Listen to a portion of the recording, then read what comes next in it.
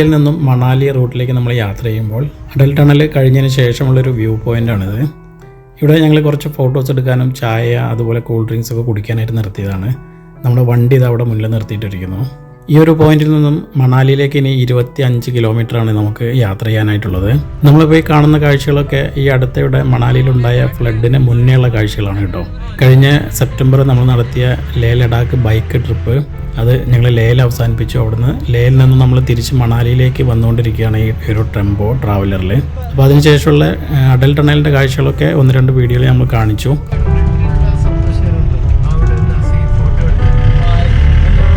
അപ്പോൾ മണാലി എത്തുന്നവരെയുള്ള കാഴ്ചകളും മണാലിയിലേക്ക് പോകുന്ന റൂട്ടുകളും പിന്നെ മണാലിയിൽ എത്തിയിട്ട് നമ്മൾ നമ്മുടെ കൂടെയുള്ള 1-2 സുഹൃത്തുക്കൾ ഇന്ന് താമസിക്കുന്നത് ഒരു അടിപൊളി ആപ്പിൾ തോട്ടത്തിൻ്റെ നടുക്കുള്ള ഒരു പ്രോപ്പർട്ടിയിലാണ്. മലയാളികൾ നടത്തുന്ന ആ ഒരു പ്രോപ്പർട്ടി ഞങ്ങൾ നേരത്തെ തന്നെ ബുക്ക് ചെയ്തിട്ടുണ്ടായിരുന്നു. പിന്നെ അതുമാത്രമല്ല നമ്മൾ ഈ പോകുന്ന റൂട്ടിലാണ് സോളാങ് വാലി ഉള്ളത്. സോളാങ് വാലി എന്ന് പറഞ്ഞു കഴിഞ്ഞാൽ എല്ലാവർക്കും അറിയാം, ഹിമാചൽ പ്രദേശിൽ മണാലിയിൽ വരുന്നവർ തീർച്ചയായിട്ടും വരുന്ന ഒരു ടൂറിസ്റ്റ് ഡെസ്റ്റിനേഷനാണ് സോളാങ് വാലി. അവിടെ നമുക്ക് കേബിൾ കാർ അങ്ങനെയുള്ള ഒട്ടനവധി ആക്ടിവിറ്റീസ് ഒക്കെ അവിടെ ഉണ്ട്. മണാലിയിൽ വരുന്ന മിക്ക ടൂറിസ്റ്റുകളും സോളാങ് വാലി വന്ന് അവിടെ എക്സ്പ്ലോർ ചെയ്തിട്ടേ പോകാറുള്ളൂ. അപ്പോൾ അതുവഴിയൊക്കെയാണ് നമ്മൾ കടന്നു പോകുന്നത്. അവിടെ നമ്മൾ നിർത്തിയിട്ട് അവിടെ ഇപ്പോൾ കാഴ്ചകളൊന്നും കാണാനൊന്നുമില്ല, പ്രത്യേകിച്ച് കാഴ്ചകൾ കാണാനൊന്നുമില്ല, കാരണം ഇത് സെപ്റ്റംബർ മാസമാണ്. അപ്പോൾ അവിടെ പോകുന്ന വഴിക്കുള്ള 1-2 അടിപൊളി ബ്രിഡ്ജസും കാര്യങ്ങളൊക്കെ നമുക്ക് കാണാം. അതുപോലെ തന്നെ മണാലിയുടെ പരിസര പ്രദേശങ്ങളും സോളാങ് വാലിയും ഒക്കെ വിന്റർ സമയത്ത് ജനുവരി ഫെബ്രുവരി മാസങ്ങളിൽ എങ്ങനെ ഉണ്ടായിരിക്കും എന്നുള്ളൊരു കാഴ്ച കൂടെ ഈ വീഡിയോയുടെ കൂടെ ഞാൻ ചേർക്കാം. കഴിഞ്ഞ ജനുവരിയിൽ ഞങ്ങൾ നടത്തിയ ഒരു യാത്രയുടെ കുറച്ച് ഭാഗങ്ങൾ ഞങ്ങൾ പകർത്തിയിട്ടുണ്ടായിരുന്നു.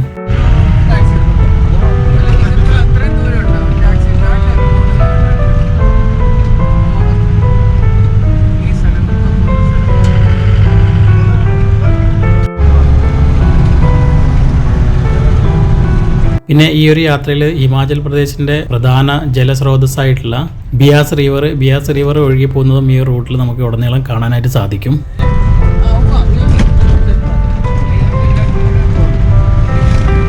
പിന്നെ ഈ ലെഫ്റ്റ് സൈഡിൽ കാണുന്നതാണ് കേട്ടോ പഴയ മണാലി ലേ റോഡ്.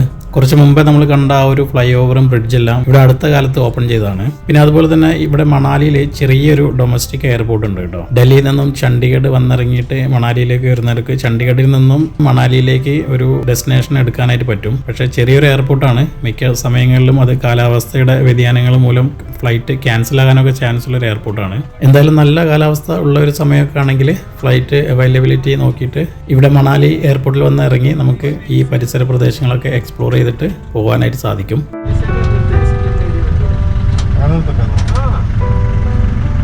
അങ്ങനെ ബിയാസ് റിവറിന് കുറുകെയുള്ള അടിപൊളി ബ്രിഡ്ജുകളും തൊട്ടപ്പുറത്ത് കാണുന്ന അടിപൊളിയായിട്ടുള്ള മലനിരകളൊക്കെ കണ്ടുകൊണ്ട് പതുക്കെ നമ്മൾ മണാലിയിലേക്ക് എത്തിക്കൊണ്ടിരിക്കുകയാണ് കേട്ടോ.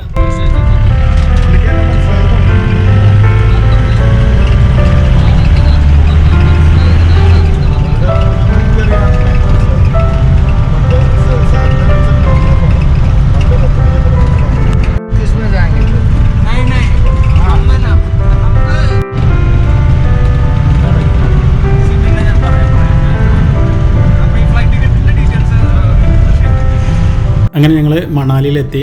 ഇനി ഇവിടുന്ന് നമ്മൾ നേരെ മണാലിയിലെ മാൾ റോഡ് സൈഡിലേക്ക് പോവാണ്. അവിടെ നമ്മുടെ ടെമ്പോ ട്രാവലർ നിർത്തിയിട്ട് വണ്ടിയിലുള്ള നമ്മുടെ ബാഗ് കാര്യങ്ങളൊക്കെ ഇറക്കി അവിടുന്ന് ഒരു വണ്ടി വിളിച്ചിട്ട് കുറച്ച് മേലേക്ക് കയറി പോകണം നമ്മുടെ ആ ഒരു ആപ്പിൾ തോട്ടത്തിലെ പ്രോപ്പർട്ടിയിലേക്ക്. അപ്പോൾ എന്തായാലും നമ്മൾ നേരെ ഇനി പോകുന്നത് മണാലിയിലെ മാൾ റോഡിൻ്റെ അടുത്തേക്ക്.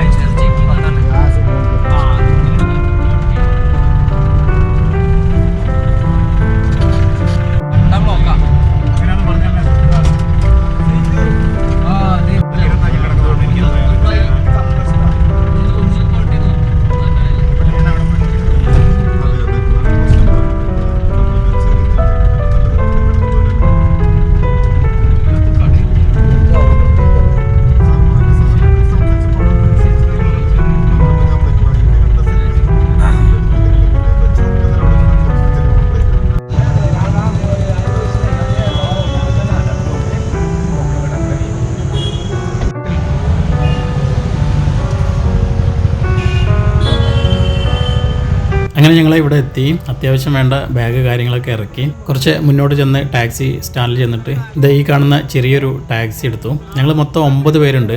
ടാക്സിക്കാരൻ ആദ്യം ഇതിൽ പോവില്ല എന്നൊക്കെ പറഞ്ഞെങ്കിലും പിന്നീട് ആള് സമ്മതിച്ചു. അവസാനം ആ ഒരു വലിയ കയറ്റത്തിലൂടെയൊക്കെ വണ്ടി കൊണ്ടുവന്ന് ഞങ്ങളെ ആ ഒരു പ്രോപ്പർട്ടിയിൽ അവരെത്തിച്ചു.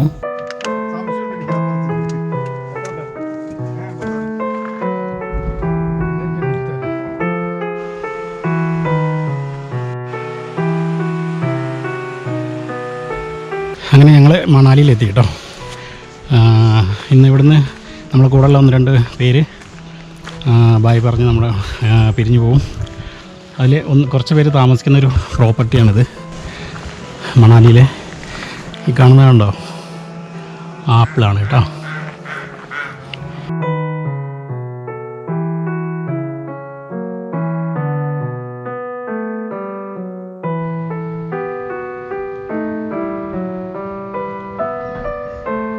മണാലിയിൽ യാത്ര ചെയ്യാൻ ആഗ്രഹിക്കുന്നവർ ഫ്രൂട്ട്സിൻ്റെ ആ ഒരു സീസൺ എക്സ്പ്ലോർ ചെയ്യാനാണെന്നുണ്ടെങ്കിൽ ആഗസ്റ്റ്, സെപ്റ്റംബർ, ഒക്ടോബർ ആ ഒരു സമയത്ത് വേണം വരാനായിട്ട്. ഈ സമയത്ത് വന്നു കഴിഞ്ഞാൽ നിരവധി ഇതുപോലെയുള്ള ആപ്പിൾ തോട്ടങ്ങളും അതുപോലെയുള്ള മറ്റുള്ള ഫ്രൂട്ട്സുകളുടെയൊക്കെ സീസണായിരിക്കും. അപ്പോൾ നമുക്ക് ഇതുപോലുള്ള ഫാമുകളിലോ ഫാം റിസോർട്ടുകളിലൊക്കെ താമസിച്ച് കഴിഞ്ഞാൽ അതൊക്കെ നന്നായിട്ട് എക്സ്പ്ലോർ ചെയ്യാനും പിന്നെ ഇതുപോലെയുള്ള ആപ്പിൾ മരങ്ങളിൽ നിന്നൊക്കെ നമുക്ക് ആപ്പിൾ പറിച്ച് കഴിക്കാനും ഒക്കെയുള്ള ഒരു സാധ്യതയുണ്ട്. അപ്പോൾ ആ ഒരു കാര്യങ്ങളൊക്കെ ഇഷ്ടപ്പെടുന്നവർ ഈ ഒരു സമയം തിരഞ്ഞെടുക്കാൻ പ്രത്യേകം ശ്രദ്ധിക്കുക. എല്ലാവരും ഒരു ആപ്പിൾ പറിച്ചോ, ഞാനും വലുതരം നോക്കി പറിക്കട്ടെ. സൂപ്പർ. അങ്ങനെ മൊത്തം 9 പേരുള്ള ആ ഒരു ടീമിൽ 4 പേര് ഈ കാണുന്ന ഒരു പ്രോപ്പർട്ടിയിലാണ് കേട്ടോ ഇന്ന് താമസിക്കുന്നത്. അങ്ങനെ അവരുടെ ബാഗ് കാര്യങ്ങളൊക്കെ അവിടെ വെച്ച് ചെക്ക് ഇൻ ചെയ്തതിന് ശേഷം സെയിം വണ്ടിയിൽ തന്നെ നമ്മൾ താഴേക്ക് ഇറങ്ങി മണാലി ടൗണിലേക്ക് ഇറങ്ങി ഭക്ഷണം കഴിക്കണം എല്ലാവർക്കും.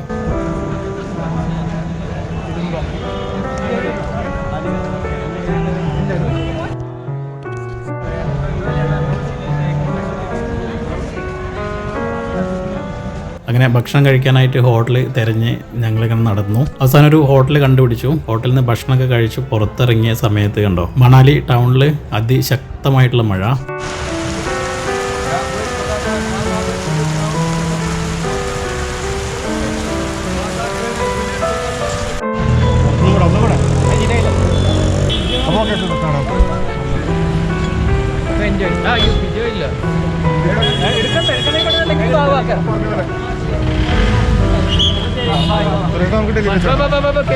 ഞങ്ങളുടെ ടീം ക്യാപ്റ്റനും ബാക്കിയുള്ള ഞങ്ങൾ 5 പേർക്കും താമസിക്കാനായിട്ട് മറ്റൊരു റിസോർട്ട് ഞങ്ങൾ ഓൾറെഡി കണ്ടുവച്ചിട്ടുണ്ട്. പക്ഷേ ഈ ഒരു മഴ കാരണം ഞാൻ മാത്രം അതിൽ നിന്നും പിന്തിരിഞ്ഞു. ആ പ്രോപ്പർട്ടിയിലേക്ക് ഞാൻ പോയില്ല. കാരണം എനിക്ക് ഇവിടുന്ന് മാൾ റോഡിൽ നിന്ന് കുറച്ച് സാധനങ്ങളൊക്കെ പർച്ചേസ് ചെയ്യാണ്ട് തിരിച്ചു പോകുമ്പോഴത്തേക്ക് വേണ്ടിയിട്ട്. അങ്ങനെ ഞാൻ നേരെ മാൾ റോഡിൽ നേരെ മുമ്പിൽ കാണുന്ന യാക്ക് ഹോട്ടൽ അവിടെ ഒരു ചെറിയ റൂം എടുത്തു.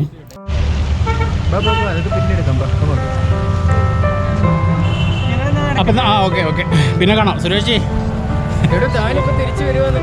അല്ല കണ്ടില്ലെങ്കിലോ വീഡിയോ പിന്നെ ഷൂട്ട് ചെയ്യണ്ടല്ലോ. അങ്ങനെ തൽക്കാലം ഞാൻ ഭക്ഷണമൊക്കെ കഴിച്ച് നേരെ അവരോടൊക്കെ ബായ് പറഞ്ഞു നേരെ റൂമിലേക്ക് പോയി. ഇന്നത്തെ ദിവസം ഇവിടെ സ്റ്റേ ആണ്. നാളെ രാവിലെ നമുക്ക് കുറച്ച് പർച്ചേസിങ് കാര്യങ്ങളും അതുപോലെ ചുറ്റുപാടുള്ള കുറച്ച് മണാലി കാഴ്ചകളും ഒക്കെ ആയിട്ട് നാളെ നമുക്ക് കാണാം. അപ്പോൾ ആ വീഡിയോ ഒക്കെ ആയിട്ട് കാണുന്നത് വരയ്ക്കും. തൽക്കാലം ബൈ.